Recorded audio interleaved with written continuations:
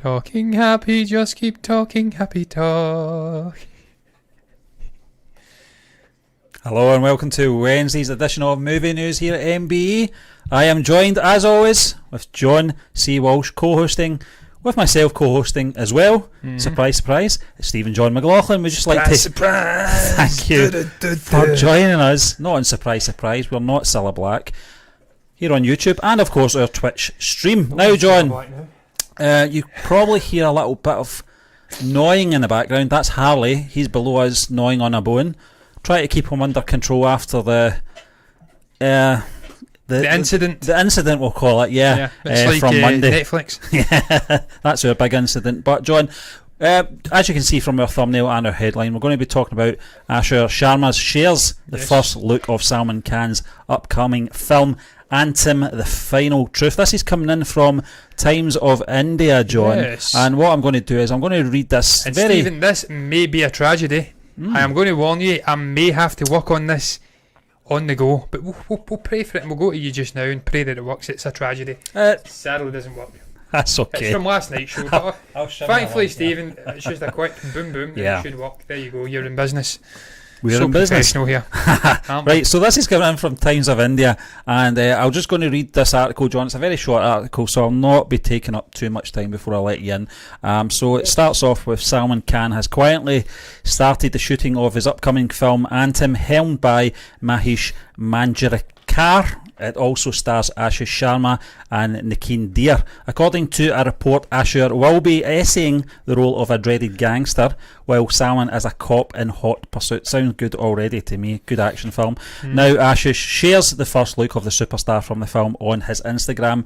In the video, Salman can be seen donning a navy blue shirt teamed with grey pants and black shoes. That's trousers, by the way. This man has. Yeah, he has. It's an absolute Cobra. joke. A joke of a back. He's in wearing a good way. He is wearing a black Sikh turban and Khalsa locket as he walks into a vegetable market. He captioned the post "Antim begins." And there's a few hashtags in there as well, John, which I'll not go through because I just want Buy's to Antim first. Look, bypass. I would love to know what buy means, because having been watching Scam 1992, lots of Harshad buy and Ashwin buy and Yanef buy, lots of buys. I don't know what it means. I know someone can probably actually tell us that, but my assumption was it meant brother. I don't know. Could be. You know, just not in the term of being related as brothers, but just in a sort of a friendship way, if you know what I mean. But reportedly the film went on floors on November 16th in Pune with Aayush. The makers then shot sequences with Aayush and supporting cast later. They moved to Karjat and Versova. Salman started shooting for the flick on December the 6th at Mumbai's Film City. The film is a remake of Marathi hit film Milshe Pattern, John. Now, listen, we're not going to try and wing our way around this and say we know what that film was and what this is based on. We're not here for that because we are. It does mean, brother. Well done, Stephen. Yeah. Fantastic. Didn't know you there we go. Spoke. Urdu, I think it comes from. Now, John, I'm going to let you in now anyway with your thoughts on this because it's very exciting news. You know, we are still in the sort of the honeymoon period of Indian voyage, our journey, shall we say, you know, and we are starting to learn all the sort of big player names in this. Cast and crew, that is. We do know obviously a few of these names, but I'm going to let you in anyway, John, with your thoughts on. Obviously, there's not much in the Instagram post. It seems to be getting good feedback. I did read the Instagram posts from earlier, and there was a bit of abuse in regards to the turban, wearing the turban, and I think the locket as well. I'm not too clued up on obviously what that's all about. Yeah, we get told off, we get scolded for really dipping our toes in the whole Hindu-Muslim conflict in India and Pakistan and Kashmir and stuff like that. Very touchy subject, shall we say. Lots of hatred, John, there. But we understand that. We never gave an opinion on it though. So no, but it just says that we understand the protestism, if I can speak, it's a very hard word to say, Catholicism, the Christianity divide, sectarian divide, so we know all about that. So we come from some sense of experience when it comes to sectarianism, so we can see the signs, shall we say. But look, I digress. Stephen, you're right, really interested in this purely because of Salman Khan, really.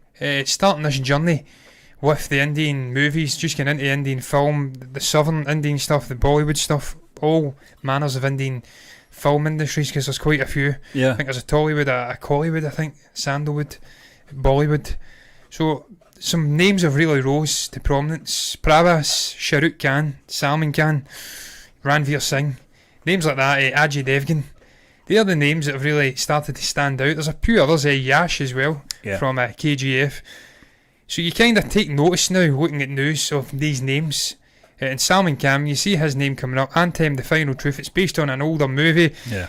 Basically, he's playing a copper who's going after this gangster. Aayush Sharma, that's his stepbrother in real life. He's cast him. He's going to be acting alongside him. Find that interesting as well. Yeah. As a little side note, because Aayush has only been really acting properly in movies for 2 years. 2018. He's done some shorts prior to that. So this is a fairly inexperienced actor coming in as a major sort of maybe binary protagonist stroke antagonist alongside a hardened professional like Salman Khan. So I find that interesting. That sort of mixture, will he sort of guide him? Will it be a kind of Chris Pine to Gal Gadot and Wonder Woman? Will he help guide him through the various beats of a movie? Salman's a great guy though, man. I've read up on this guy before. What an absolute unit he is. Well built in terms of his back, his arms in general. He looks like a dedicated professional. I'm trying to hold my composure here as my dog has let one rip again. Horrendous. You will never experience a worse fart than a Labrador, a 6-stone Labrador fart. So it's really bad. But look, man, I'm intrigued by this. I can't lie and tell you that I know much about Mahesh Manrekar, Stephen, because we looked into the guy. We're just starting our voyage into indie movies, and he's not done anything that's immediately recognisable. But Salman Khan, Tigers in Die High, Ek the Tiger, I think he done with Sultan. There's a couple of other ones that we recognise just by sort of briefly skimming over his filmography. So him being there, it's intriguing, because this guy's like a Pravas, a sort of superstar in India. He's done a lot of heavy hitting action movies, so this looks promising. And look, the way he's walking in this video too. Yeah. Fantastic, man. Well, I only started shooting the other day, John, the 6th of December, so it's only 3 days ago.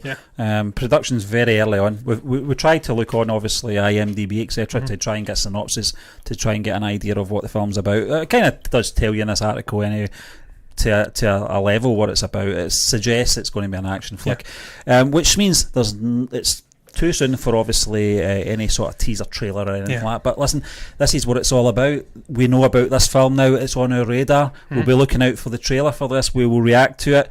Whether we like it or not, then we'll have to seek it out, perhaps maybe sometime mid next year when it does finally get released. Maybe this time next year. I don't know how long it'll take, the production, but you know, if we fancy it, then we'll be reviewing it. That's what we do. Steve, does it not give you vibes of Heat as well? That little caption there. Ayush will be essaying the role of a dreaded gangster while Salman is a cop in hot pursuit. It's like Heat. That's my one concern though. That movie had two heavyweight actors in Al Pacino and Robert De Niro. Two guys at the peak of their game, really, you could say. Finally scarring alongside each other, albeit only in one scene. As I keep getting back to Salman Khan, experienced action star, experienced actor in general. Ayush just starting out. Has he got it in him to play a dreaded gangster? Because I looked the guy up, I put him on the thumbnail, and he looks quite, I mean, he's well built, but he doesn't look like a gangster, well built. So is he going to be a kind of weaselly puppet master gangster who's using the brains? I'm not saying he looks like a skinny dweeb, because he doesn't. He's got a lot more muscle than me. He's well built, but he doesn't look like Salman Khan. Think about the antagonist in Logan. I can't remember the guy's name. He's in Predator. Boyd Holbrook. An absolute weed in Logan. I think maybe because he was up against Hugh Jackman. Everyone looks like a weed up against Hugh Jackman, but you know, he was in the main antagonist in that film, out with obviously Richard E. Grant. But Stephen Merchant, sometimes I think that's a good thing. You know, you can you know, you don't presume that this guy's going to be menacing, you know, just based on his looks. So who knows? We'll have to wait and see. But I'm looking forward to obviously seeing a trailer first and foremost, John, because I do fancy this film. But we're going to move on anyway to our next article, and it's back to Phil Spiderman. Spider-Man 3, Spider-Man 3. Slow down, Stephen. Fixes the MCU's origin story problem. This is coming in from Screen Rant, John. Spider-Man 3 could have found an elegant answer to the dull trap of origin stories via the MCU's Multiverse and Sony's very interesting past Spidey films. Now, I never really thought about it from this angle when you're talking about the likes of Alfred Molina coming back to play Dr. Octopus. Certainly we don't really need to explore that, well, they didn't have to do it with Tom Holland's Spider-Man either. Yeah. You know, we picked up when he already had his powers, you know, that meeting between him and Tony Stark in Civil War. And I'm just going to read this little bit of snippet here from this article anyway. It's a very interesting thing, and it says a multiverse story that brings in previously established versions of characters would be a great fan service, but it could also fix one of the biggest reoccurring problems superhero films face: how to deal with origin stories. Every new movie in the MCU or similar universes introduces any number of new villains and side characters, many of whom require at least some level of exploratory introduction to the world, but with many comic characters already well known to the fans before their film debuts, these origin stories frequently come off as plodding and dull, speed bumps and otherwise smooth narratives. It's an issue that's frequently been criticised and which Marvel has previously said it wants to distance itself from. It's a tough one because sometimes, especially when you're, you know, this MCU was only set up not that long ago, you know, and you're having to cater for a new generation of fans as well that are maybe not devoted comic book readers, you know, that need to know how Captain Marvel became Captain Marvel, etc. You know, So Steve Captain Rogers. Marvel stabbed him right exactly. between the You know, eyes. So it's that Shazam. fine line. Exactly, it's that fine line, John, that you've got to really keep the punters entertained, but at the same time, there has to be a beginning, you know. But with these characters they're talking about, I know you were talking about it last night, John. No, in I'm regards always to happy to Spider-Man speak about 3. Spider-Man 3, Steve. You Always. know, when we're talking about Doc Octopus, I can't remember Jamie Foxx's character's name. Electro. Yeah. You know, we know where they've came from. You know, the fact that it's been confirmed that these films are now part of that universe, we don't really have to retrace our steps with these characters, you know, and where they've came from. We know them, and if you haven't seen these films, you can always go back and see them anyway, and they're there. Yeah. So it's convenient as well for MCU. It is, Stephen. Look, it's a nice, convenient way to bring in a whole variety of different characters, the likes of Venom, perhaps even a Mobius at some point could come in. There's so many characters coming in, a Daredevil, characters who haven't had an established introduction in the MCU to date. This is a nice way to do it, and it's all via the figure that is the mystical wizard figure that is Dr. Stephen Strange. This guy is going to be opening up a multiverse Pandora's box, and this with what it could be even have been Scarlet Witch, Wanda Maximoff, who done it through her grief of losing Vision. Yeah. Could be that, and her urge to go and meet Paul Bettany again, that she's opened up all these multiverses. Yeah. Maybe we even get Paul Bettany in it, not just Vision, but Paul Bettany himself, and it bleeding in. I don't know, but maybe it's her that's done it. But look, it's a nice, interesting way. The dog is really sort of treading in very dangerous water here. Very dangerous water. I'm having to lift my mic's cable up here off the ground. Very concerning. But look, they're right, man. It's an interesting way to get around that sort of dull, methodical origin story thing we've seen time and time again. Spider-Man more than most. Yeah. Like, how many times are we going to see this Peter Parker character being bitten by a spider? That's why it was so interesting with Miles Morales, because it was a different take on a very familiar story. You get bit with a sort of urban spider. Yeah. A spider that looks mechanical almost. Harley, what are you doing to me, friend? What are you doing? You're killing me here. Whoa, here we go. It's getting dicey here, Stephen. 2 seconds. We're going to have to go to a small break here, guys. I think we're going to have to go for a small break. Small break. We'll be back in just a jiff.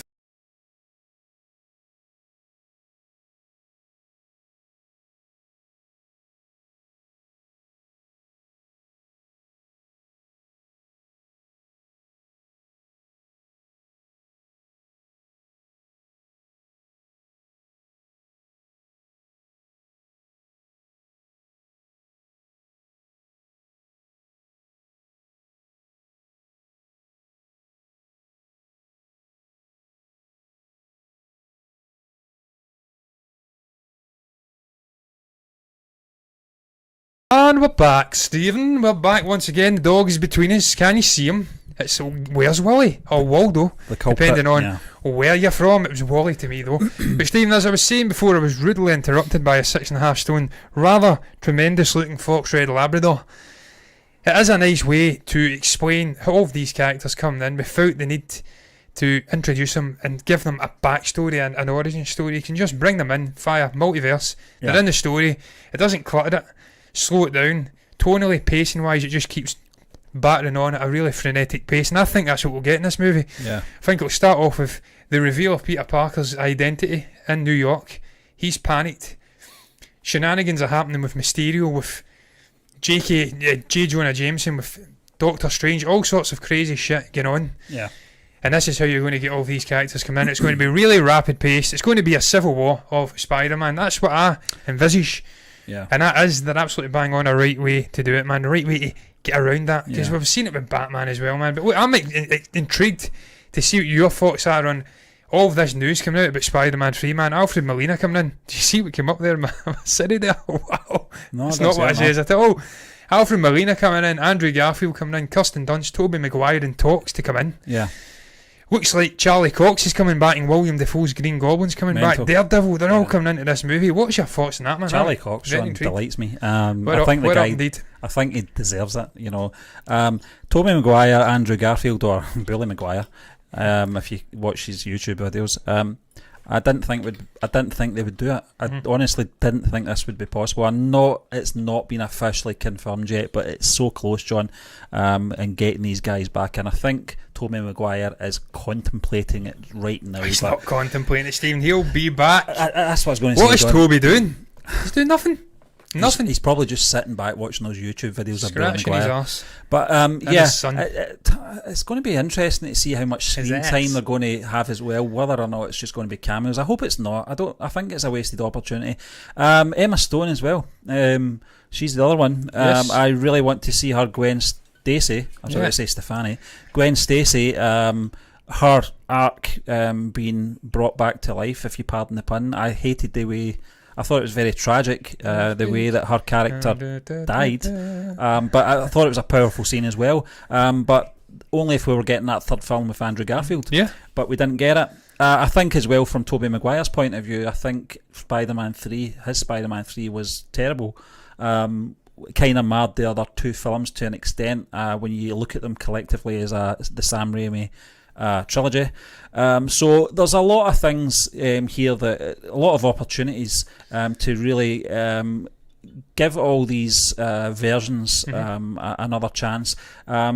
Interesting, Willem Dafoe's character and Alfred Molina's, how they're getting brought back to life. Maybe time travel involved. Maybe at some point they've went in and into some kind of portal at some point in their sort of reign of terror. Or just a different version from a different universe where he didn't sacrifice himself, where these events that led to their demise didn't happen. It could be different versions, because they're older now, they're going to look different. Alfred's looking a little bit chubbier than he did back in 2004. Yeah, he was chubby then, He was chubby then, he's a little bit more chubbier now, he's older. So, different versions. Stephen, what do you make about the Sinister Six thing as well, though? Because heavily rumoured that we're now getting a Sinister Six, and I think it's all but confirmed that Mysterio's going to come back. Let's be honest, Jake Gyllenhaal's coming back, it's guaranteed.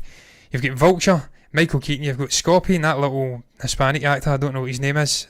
Pardon me, but I don't know his name. We're getting Green Goblin and we're getting Dr. Ock. All we really are missing is the final piece in the jigsaw puzzle, if you like. It could be a Kingpin via Vincent D'Onofrio. The fact we're getting Charlie Cox coming in, that connection, I think you're now almost guaranteed to. And the fact Vincent D'Onofrio's been coming out and speaking about it, this guy must have an inkling. Kingpin, it's like Penguin, Benedict Cumberbatch, Penguin, Kingpin, Vulture, Dr. Ock, Green Goblin, and what's the final one? Scorpion. There's your Mysterio potentially. There's your Sinister Six. Is that something you'd like to see? Because I tell you what, Vince D'Onofrio's Kingpin. It's funny, John. Would be amazing, man. Obviously, when Jamie Foxx, his character was confirmed, that just opened the floodgates for all the theories and rumours, I forgot about Electro. He's in there as well. He's in there as well, John. Maybe not then. I don't know. Maybe Mysterio won't come back then. I don't think he will. I don't think Jake Gyllenhaal will come back after that. I think his was a one and done. I don't mind that, because he hit the ball at the park with that performance anyway, and it was a great film. A lot of people possibly didn't like it as much as Homecoming, but I liked it.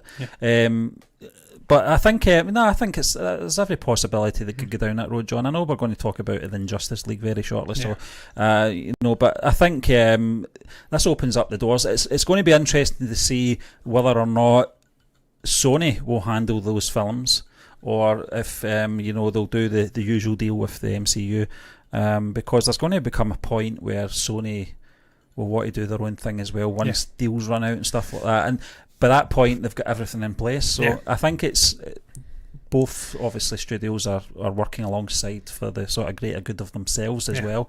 But final thing, Steve. I'm kind of gerrymandering the hosting here. I do apologise. No. Do you think with the Charlie Cox borderline confirmation that he's coming in, that we will see him continue on in the MCU Daredevil, or is it just a little token gesture to him because he's wanted to be part of the cinematic side of things? We'll bring you in, almost like what they've done with the Flash and your man Brandon Routh, Superman, and the Arrowverse, sort of Infinite Earths thing. Yeah, maybe just one and done. He gets his shot at being in the MCU, then he disappears off into the sunset. Do you think it's possible it's a one and done, or he could continue on into multiple like movies? A television series even, on Disney Plus. See Foggy and all that back. I don't know. I would like to see it. I would like to see that cast back, actually. I think, especially if Vincent D'Onofrio is going to be involved, then there's a possibility we could see the likes of Foggy back, the chap that played him, which I liked him. He was a good character. And the lady, who I always forget. Yeah, I mean, it's going to... Rosario Dawson as well could crop up as well at some point. Her character, Night Nurse, or whatever she was called. I can't remember what it was called. Claire, I think her name was. But yeah, I would like to see him have a shot, and it will just be a case of whether or not how the fans respond to the character's big screen presence. I don't know whether or not there's enough in that character for another big film. They did it with Ben Affleck, wasn't it? Early 2000s. Yeah, and it just wasn't handled well. I don't know if there's enough in a television series. It's better because it's like a detective series, and you can spin that out as long as you want over 3 seasons or whatever it was, and it'll keep people interested. On one film, I don't know. I honestly don't know. Daredevil's he's very much like an assassin to me. That's exactly what he is. And you're getting that with Shang-Chi. But you've already got it with Hawkeye. Yeah, and he's got an origin story already. We know his origin story from the television series, the Netflix stuff. Whether or not they're just going to disregard that, I don't know. But then that opens up the door as well, the floodgates for the likes of Jessica Jones, Luke Cage and that. Punisher. Are we going to get to see them? The Punisher especially. John Bernthal would be amazing. But I don't know. Listen, I'll take any sort of iteration of Daredevil with Charlie Cox anyway, any day. It could be a different version. Yeah. And it could set up a movie, and I'd be happy with that, because that guy is stupendous as Daredevil, Charlie Cox. That is. But Stephen, Matt Murdock, is it? Is it Matt Murdock? Is that his name? Yeah. But yeah, man, I'm excited about this Spider-Man 3 movie. I cannot wait. I think it's got the potential to be bigger than Civil War now. The more and more they build it, but the more you build it up with these characters, the more there is a probability that it could collapse and be a hot mess, as I've seen another channel describe it as. So you've always got that danger. High voltage. High voltage, It could be really amazing, or it could be really, really shit.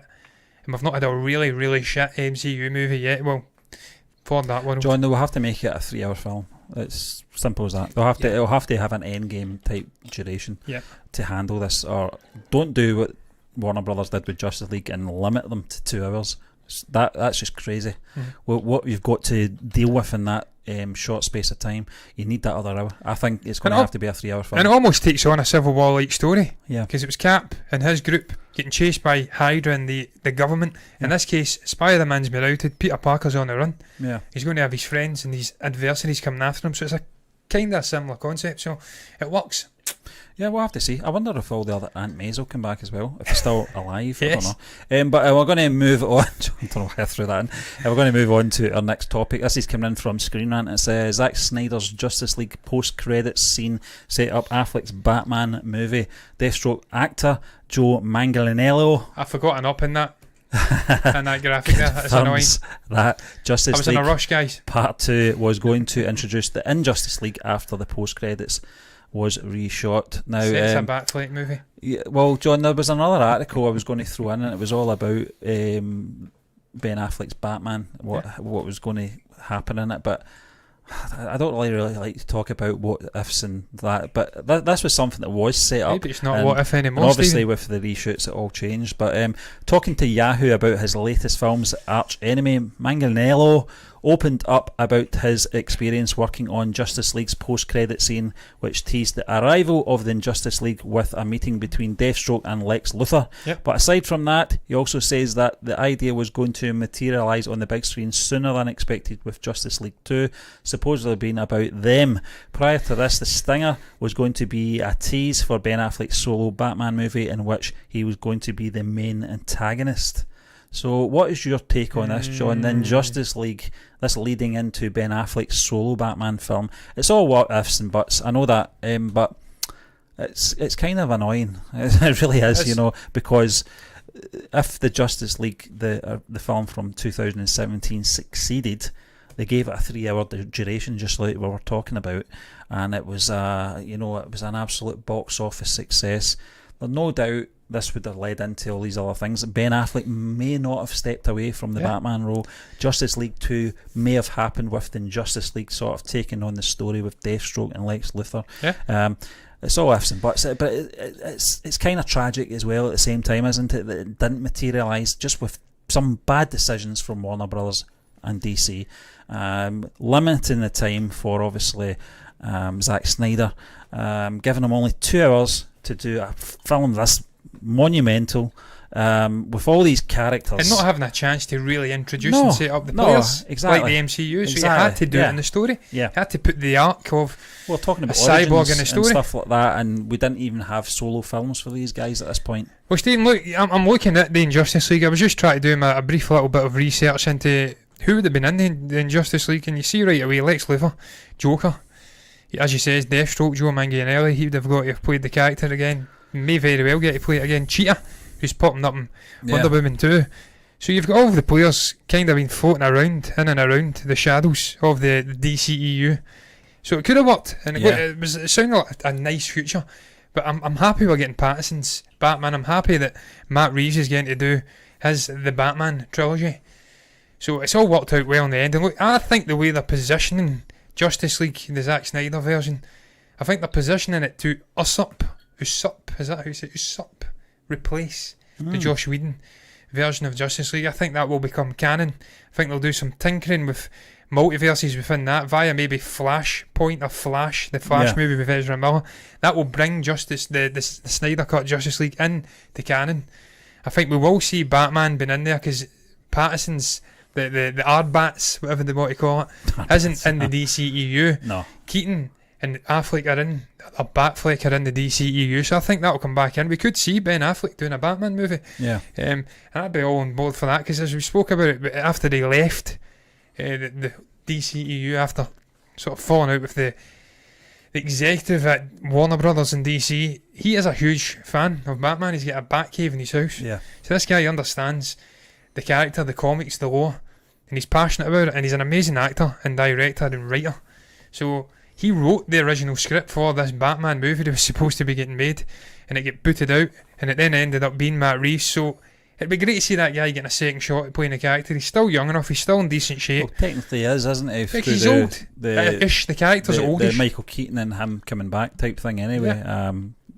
Possibilities of Val Kilmer as well, I don't know. But what do I make, Stephen, about the Deathstroke thing and him being a main villain in Justice League 2? I don't know if that's true, because if it did all fall into place and Snyder's didn't have his personal tragedy and had to leave it also the scene of making the movies, he had planned out a 3-part story with 3 Justice League movies, Darkseid and portals to other versions of the reality Manganiello stuff. is still getting his film, isn't he? Is that has been announced. I didn't know that. According to IMDb, he's a great character, Deathstroke, man. Slade Wilson, Deathstroke. He is announced. It's been announced. I don't know if it's got not got a year, so it's penciled in at the moment.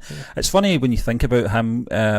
The first movie I saw him in was the first Spider-Man film, playing Flash Thompson. And where he's came from since then, Magic Mike, etc. He's such a great presence on screen as well, and it was a nice little teaser. So it's something I really did want to see. Seeing that news there, it been announced that he is going to reprise the role, is great news. But I'd love to have seen him team up with. Maybe we will eventually. Maybe we will see him team up with Lex Luthor, etc. That's one thing I do want done, though, Stephen. I want Jesse Eisenberg retconned out of it, because he's a terrible Lex Luthor. Yeah. He's just too scrawny. Lex Luthor was a brainy guy, but he had muscle as well. It's in the nothing comics. to do with the actor. We're both No, big I fans of the I actor. like Eisenberg, but he's just not a right He's fit. miscast, yeah. He's not the right fit for that I character. didn't like that. There was that scene, I think it was actually in the trailer for Justice League. Was it Justice League? Batman v Superman. The one where they introduced Clark Kent and Bruce Wayne. It was just he's almost like Peter Parker. Yeah. In Spider-Man Far From Home, between Happy Hogan and Aunt May, looking back and forth. Yeah. Sort of smugly, not Peter Parker's case. He's got a very high pitched, squeaky sort of voice. He's a bit of a weasel in it. It's not the way I see Lex Luthor. Certainly in the animated stuff, John, Lex Luthor's such a complex and just a very dangerous guy, you know. But in that became president, didn't he? In one. Yeah, in that iteration, he was just an absolute weasel, you know. Yeah. Stephen, final thing. Deathstroke, obviously in Arrowverse, some of the best stuff that happened in Arrow was involving the Manu Bennett Deathstroke. It's not Joe Manganiello, but that was a great character in that. Yeah. He's such an interesting villain. He's powerful. He's almost like your man, Brock Rumlow. Is that what his name is? Rumlow? Yeah. In the Captain America trilogy. I can't recall. Crossbones. It's a similar sort of vibe to that, but he had more meat to his bones. And that, he was good in that series. I actually liked him. Manu Bennett, Yeah, it was very, very good. Kind of looks like Taika Waititi. I'm looking at him just now. It's brutal. Looks like a young Taika Waititi with glasses. So but, I love the character. That's what I'm getting at. So yeah. it'd be interesting to see Manganiello getting to play that character, and it may be connecting, threading into a DCEU with Affleck, Miller, Gal Gadot, Jason Momoa, them all coming back again, but no Amber Heard to get her to hell. No, hopefully your man Henry Cavill as well. Oh, Henry, yeah. But we'll have to see. It's all went very quiet, hasn't it? This is what's happened. The programme does not even think about Superman anymore. No, I'm rhyming off of the DCEU character. I'm not even speaking about Superman. Apparently that character needs momentum, John. John. He needs momentum, yeah. According to Warner Brothers, but... You put a Superman movie out next year with Henry Cavill, watch the box office. Yeah, it'll be the biggest film of the year. But we're going to move on, John, to another big film, hopefully coming out soon. Production start date of this is very soon as well. It's all about Ant-Man 3. Michelle Pfeiffer confirmed to return as Janet Van Dyne. Michelle Pfeiffer confirms she will return for Ant-Man 3 as she reveals the Marvel film's tentative production start date in a new interview. Now, I'm just going to read a little bit of this coming in from Screen Rant, John. While appearing on the podcast Ladies First with Laura Brown, Pfeiffer revealed she's set for Ant-Man 3. I'm supposed to do Ant-Man, the third one, Pfeiffer said in the response to the question of if she has anything coming up. She then went on to share she believes production will start in the spring of 2021, which is great news.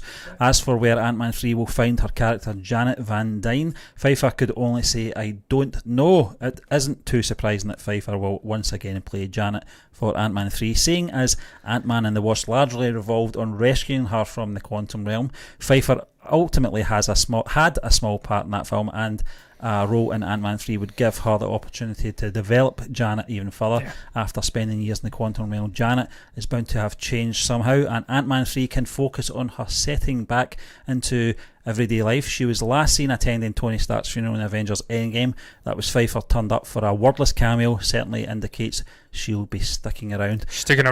I've got to be honest, John, I just naturally assumed that that's where Ant-Man 3 would be taking the story anyway, because there was all the talk about Janet in the first movie, and obviously what's his name again, Michael Douglas' character Hank, his loss, you know, and his missing her for all those decades, you know, obviously and the passing of the baton over to obviously her daughter. And then, you know, as the article does say about Ant-Man and the Wasp, it was all about rescuing her from the quantum realm. She was there, she was still alive, so naturally you would hope that they would take that story a that bit further. We're getting to see how she's changed in all these years in the quantum realm. We're getting to see hopefully a bit of action with her and the original Ant-Man and the Wasp as well. That's where I would see this going. You know, I would like to see Michael Douglas and obviously stunt doubles. Michael Douglas is an older gentleman now. He's only in his 60s, Steve. He's not like Kirk. He's got a long time to go for his like his father. Hopefully, John. Like him. He's I one think of my Michael Douglas is brilliant. Yeah. He's a brilliant guy, honestly. I used to I don't know what it was with him. I didn't hate him. John, that's a lot strong, of people but I didn't get mixed up with particularly him and Martin Sheen. Martin Sheen. For a long time, I don't know why. Yeah, I just knew he was married to Catherine Zeta-Jones at one point. That was my sort of connection to Michael Douglas growing up. No, he's a much bigger name than Catherine If you've Zeta-Jones. not let's seen, be honest. if you've not seen Falling Down, John, I would recommend Yeah, watching I've that. not, It's an so I'd have to amazing watch film, absolutely amazing. Stephen, he's coming off good stock. Kurt was one of the legendary actors from the golden era. The guy just passed away this year, 104 or something. Yeah, So, crazy. but look, man, that's tangents aside about Michael Douglas. I agree with you. I'd like to see Michael suiting up as, again, perhaps a senior Ant-Man. Having two Ant-Men again. yeah. How do you do it? I've done that last night with Yeah. Spider-Man. Spider-Men, do you say plural? Or is it just Spider-Man iterations? Spider-Man's. Two Spider-Mans. It'd be great to see two different iterations of Ant-Man. There you go. That's how you kind of word it. Two iterations of Wasp. Yeah. And I'm fighting against perhaps Kang the Conqueror. No, not Kang. Is it Kang? It is Kang the Conqueror, isn't it? It is. Jonathan Major. He's coming on to play him. I kind of get mixed up. I'm thinking about the other guy. Something the Hunter. Yeah. Kang the Conqueror's rumoured to be a part of this. Jonathan Majors is joining. He's a legendary villain in the comics. A time traveller who likes to take all of the credit for these famous battles and stuff like that for himself. So if he's coming in, you need to have multiple people fighting him. And look, if you've looked at previous Ant-Man movies as well, you've had multiple villains in there. You had Yellow Jacket, I think it was, your man, baldy guy, something... I always forget his name. Yeah, he's in the He was in House of Cards. Yeah. I always forget his name. I forget his name, terrible, but he's a good actor. You had him, I'm going then to you had, look that up actually. and obviously you had multiple different villains in Ant-Man and the Wasp. We had, I'm forgetting his name as well, man. Corey. Can't remember. Stoll, was it? Cody Stott, maybe. You obviously had the FBI agent falling in Scott Lang's side. You had Ghost. You had Corey your Stoll, man yeah. Walton Goggins playing the businessman Yeah. looking to get his hands on the briefcase. So it's traditionally had multiple villains. So I'd like to see a Kang the Conqueror being the big bad villain, having multiple little villains, being a thorn in the side. And look, if they are exploring Michelle Pfeiffer's Janet Van Dyne, that's interesting. She's such a good actor. She's got the chops to really take that off on an emotional side track. That's tangent. I don't know what you'd use. So it's intriguing. And I can't think of a better actor than Michelle Pfeiffer to come in and take that role on, and then you're starting alongside Michael Douglas, as did say. I love Scott Lang, man. I love the character. I think Paul Rudd's a brilliant. Johnny was Watching Friends, man, I just became obsessed with the guy. Though, John, we can talk about Paul Rudd as well because he's one of my favourite actors. We watched him on that. What's that show they do with the heat test? Yeah, I can't remember. They eat the wings with the hot sauce. It was amazing in that. But just going back to the character, Scott Lang, he was the glue, the connection to get the sort of plot moving along in Endgame. Him coming out that quantum realm, having a theory that he couldn't quite understand how to execute. And looking for the big brains to sort of execute that via Tony Stark or Bruce Banner. He was the one that kick-started it all, gave them the hope. Hot Wing, that's a great series, that, John. It's on YouTube. I think I've watched them all up to now. My favourites is probably Paul Rudd and Noel Gallagher. Both of them are really good. Yeah, I'm trying to think who else has been on that. There's been some really good ones. Stone Cold was on it, wasn't he? Steve Austin, was he not on it? There's been a few. There is. Man, I love my heat when it comes to food. Getting off on a tangent again, I do well on that, man. I mind eating red hot buffalo wings out of McDonald's or something. Not buffalo wings, but a buffalo something wrap. I think this is another level, John. People, Stephen, were crying in pain through the heat of that. I just took a couple of sips of drink and I got on with my day. So it was a joke to me. So I can do heat. So I'd love to try that. I'd love to get my hands on the sauces. And the chicken looks amazing on that. I have to tell you, man. Fantastic. But look, I'm doing my Trump there. I have to tell you, fantastic, tremendous. Have you seen Trump? He's just descending into madness now. I think the only thing keeping him together is his two sons really are keeping him hanging together now.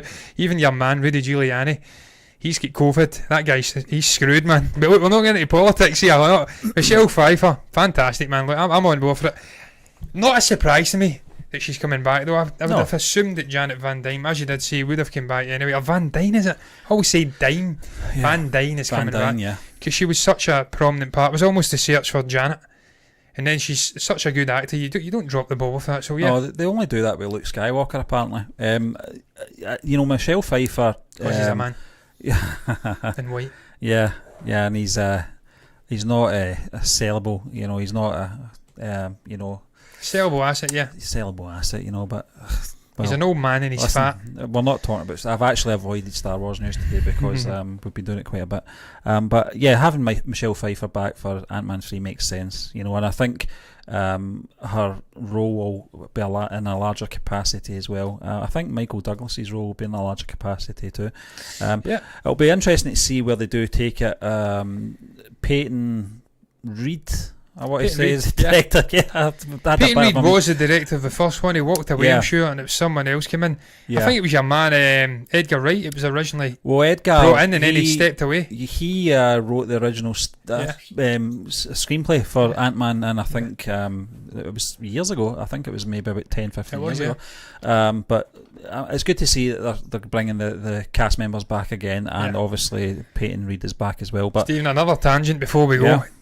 How much would you like to see Edgar Wright doing an MCU movie? My God, man, that guy's made for it, isn't he?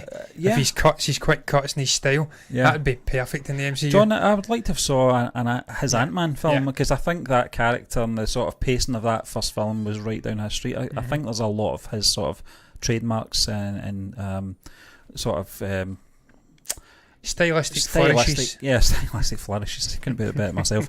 Is certainly in there, but I would like to see him maybe try his hand at an original character, possibly. I would have liked to have seen him tackling Kick-Ass 2 when I can't remember his name. The first director. Can't remember. I'll search it up. Matthew Vaughn. I want to say, when he had to step away, I can't remember his reasons. I think he was in line to do a Star Wars film at the time, which didn't was Matthew Vaughn. Well done, Stephen. Deep cut. I think having somebody like Edgar Wright would have been the ideal choice. May have been the Kingsman. He'd done the Kingsman. It might have been that, John. It could have been round about that time. Maybe somebody can correct us. First Class, perhaps. X-Men. I think it was X-Men. Yeah, he's a very good director. He's a very good writer as well. Amazing. It's probably one of my favourite X-Men film. But I think John, Edgar Wright would have been amazing. Even, there's still opportunities there for him to do. If they're bringing Sam Raimi back, then they can bring Edgar Wright in. There's plenty of time to do it. And it would be very interesting to see. Steve, did you ever watch him and Chris Nolan speaking about Baby Driver? This guy he sort of brainstormed this movie up over 10 years, and the way it had to link in with the length of songs and the beats of the songs, it all made the movie flow. It was incredible to see his thought process. And of course, we watched the video, Hot Fuzz. We didn't do anything. I don't know why I'm saying that, but I think you sent me the link. Him and Simon Pegg sort of mapping out that story. It's amazing, his process, and unbelievable. He's a unique brain. Yeah, he's an amazing filmmaker. But John, we're going to move on to our final topic here. It's just a short little topic that's kind of based around a reply on social media from Charlize Theron. Now, I looked into this and I didn't really see the connection other than she's really just been nice to a fan out there that suggested a theory for a Die Hard reboot. And it's all about Charlize Theron endorses Die Hard reboot idea. Charlize Theron is keen on playing the lead in a female-led reboot of the Die Hard franchise, featuring a lesbian couple in the centre of the action. Now, I'm just going to scroll right down to this is Screen Rant, John. That does sound good, to be fair. Theron has responded to a fan on Twitter who pitched a Die Hard reboot with her in the lead, going on a rampage to save her wife from terrorists. Theron's reply is simply, "Where do I sign?" The original tweet referenced Clea Duvall's Hula movie Happy Seasons, which is the first mainstream Christmas rom-com to focus on a lesbian couple. Francis O says that all well and good, but they want to see Theron in the Die Hard reboot. You can see the tweet below now. I'm not going to read it out. I've basically read it out anyway. No, we've done with that before. But John, I don't really see her endorsing it and such. I mean, she's just saying it's a jokey reply. It looks like she's just been very polite to a fan out there. Would I like to see a female-led reboot of Die Hard franchise? No. Are they going to make it? And if they do make it, call it something else. Just call it something else. If you want to keep that sort of formula in there, Die Hard's not like anything revolutionary or anything like that in terms of its storytelling or anything like that. It's an action film that's contained within a building, and the good guys win in the end. They could do that with a female-led reboot, but don't call it a reboot, don't call it Die Hard, call it something else and call the character something. I don't want to see Jean McClane. No, I don't.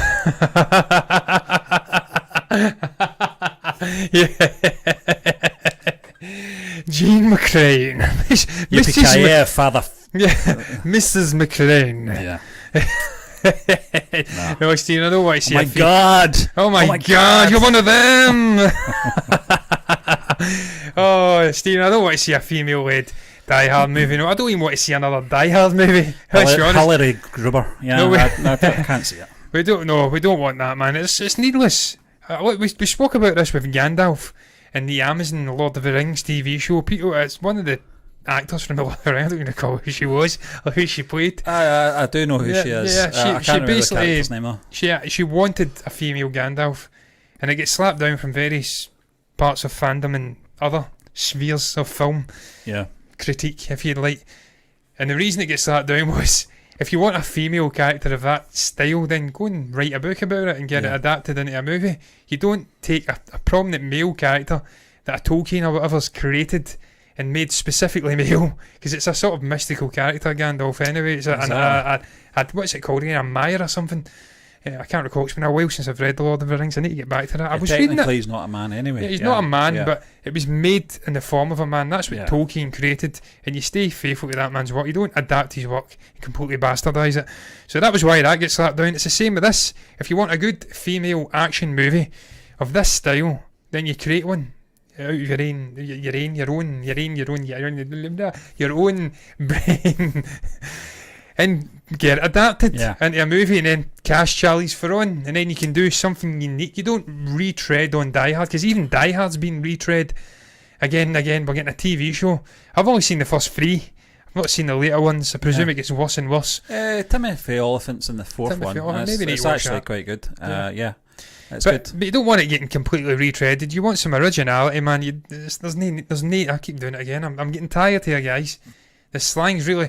Maybe I should just speak in slang, Stephen, for the rest of this show. I think we should. See if people can understand us. There's no need for it. Understand. There's no need for it. But no, I don't want this. I don't want it. No. Don't want it. I don't want it. We don't want this. It's terrible. It's a terrible idea. So I'm just going to end the show on that note, because I think we should. More to say about it. Cheerio. Bye-bye. Chitty chitty bang bang. Right, Stephen, we'll pass it over to the viewers now if they've got to this point. Then, well done. I'll apologize for your patience. What was your thoughts on this Aayush Sharma Instagram post? He shared Salman Khan's first sort of tentative footsteps onto the set of Antim, The Final Truth. Is this a movie you're excited for this collaboration of the two stepbrothers? Is that something you're intrigued by? What's your thoughts on Spider-Man 3? And using these various different characters to circumvent the traditional origin story. You're looking forward to Spider-Man 3. What do you make about Charlie Cox and William Dafoe joining the likes of Alfred Molina? And the list is endless, really. What's your thoughts on Zack Snyder and a potential Injustice League thing that never really happened? What do you make about Joe Manganiello potentially portraying Deathstroke once again? What do you make about Ant-Man 3 focusing on Janet Van Dyne, Michelle Pfeiffer come back finally? Do you want to see all-female or a female-led Die Hard remake? If you've got anything to say about any of the things we've touched upon, you can comment below and let us know what your thoughts are down below in the comments section. You can also like the video if you want to see more content like this in the future, and if you do, that's what you'll get. That's what the subscribe button is for. But look, until then, I'm going to bid you farewell as ever by saying bye.